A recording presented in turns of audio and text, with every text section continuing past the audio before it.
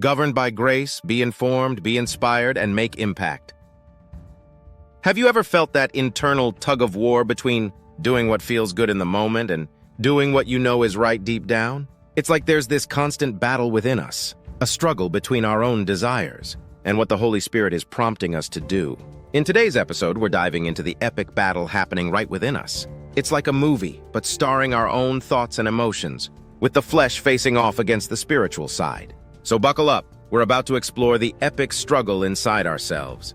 Picture this, you're navigating through life, and suddenly you find yourself at a crossroads. On one side, there's this path filled with instant gratification and worldly pleasures, the desires of the flesh. On the other side, there's a path illuminated by something greater, the call of the Spirit. It's like there's a constant war going on inside us, with our flesh pulling one way and the Spirit pulling another. This is an ancient conflict. Since the fall of man, there has always been conflict between the Spirit and the flesh. You might ask, why is it like that? Why do we have a constant internal battle? The Apostle Paul, in his epistle to the Galatians, paints a vivid portrait of this internal struggle. For the flesh desires what is contrary to the Spirit, and the Spirit what is contrary to the flesh. They are in conflict with each other, so that you are not to do whatever you want. Galatians 5:17 NIV. God, in his manifold wisdom, gives us a choice. He will not force us. God commands us to make a choice, but only after providing us with sufficient information, so that our choices will be informed.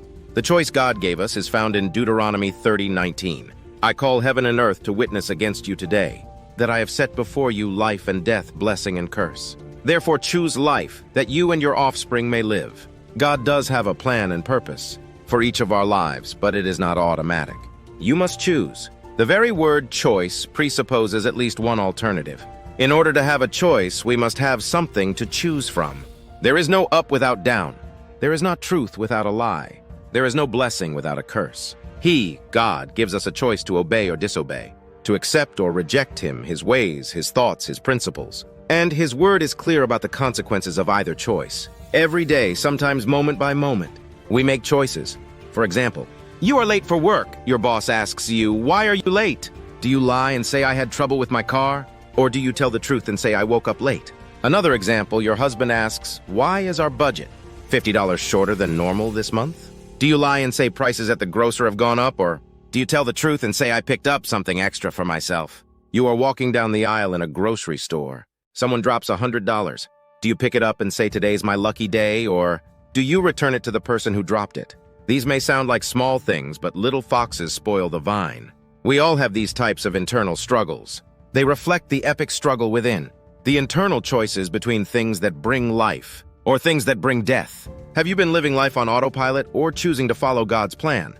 Drop us a comment. Let's look at the works of the flesh and what it looks like to walk in the flesh. Continuing in Galatians chapter 5:19-21, we read, Now the works of the flesh are evident: sexual immorality, impurity, sensuality, idolatry, sorcery, enmity, strife, jealousy, fits of anger, rivalries, dissensions, divisions, envy, drunkenness, gluttony, and things like these. I warn you, as I warned you before, that those who do such things will not inherit the kingdom of God. Now the list Paul gives us in this verse is pretty heavy. I encourage you to spend some time researching each one, starting from Galatians chapter 5, verses 16-22. If you notice, Paul's list of fleshly things are summed up into 4 groups: sex, religion, relationship, and eating. First, we have the group related to sex, sexual immorality, impurity, and sensuality. The word sexual immorality is porā in Greek, and could be translated as fornication, which refers to sexual activity between unmarried people, but it can also refer to any kind of improper sexual behavior, such as adultery, homosexuality, and sexual intercourse with animals. The word impurity could be translated as abnormal behavior, and the word sensuality could be translated as indecency and vulgar behavior. These 3 words are sufficient to show that all sexual offenses are classified as works of the flesh. The second group of works of the flesh is related to religion, which include idolatry and sorcery. Idolatry is the worship of other gods or images, while sorcery is the contact with demons, or with so-called entities. The third group of works of the flesh is regarding relationships. This includes enmities, strife, jealousies, fits of rage, rivalries, dissensions, division, and envy. The fourth group is concerning food, which involves drunkenness and gluttony.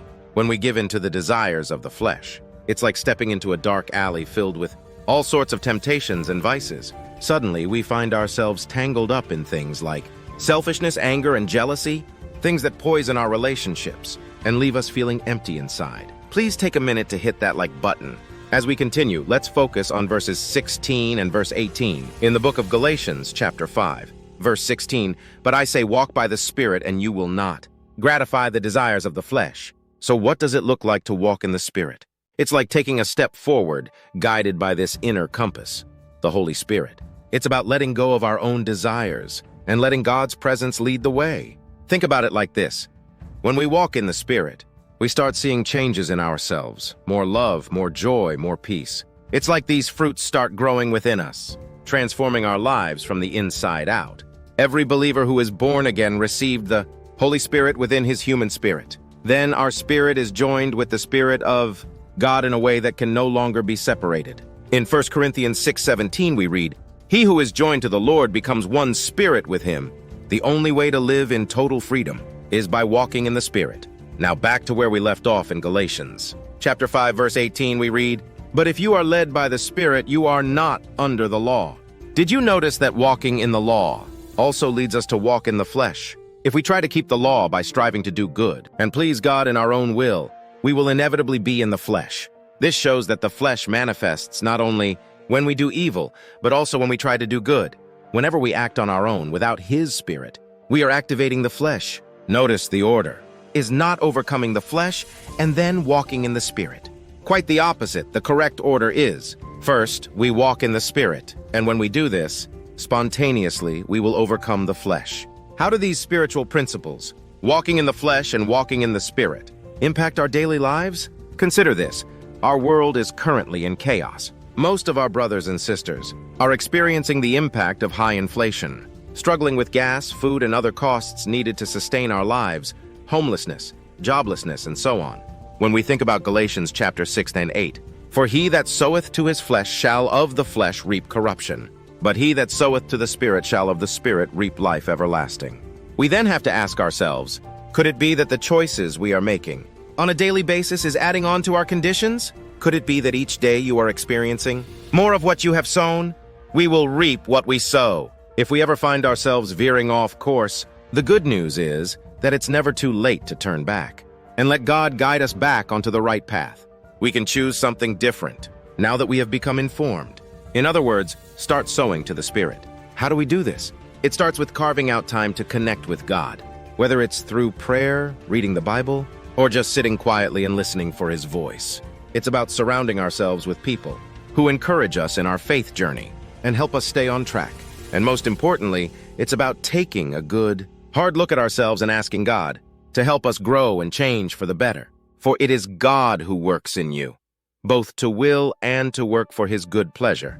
Philippians 2:13. Father, I pray in the name of Jesus that you will give all those that are watching this video the will and the desire to do your good pleasure, your will and your strength. I ask for your grace so that we will walk in fellowship with your Holy Spirit, that we do not fulfill the desires of the flesh, for your namesake and glory, amen.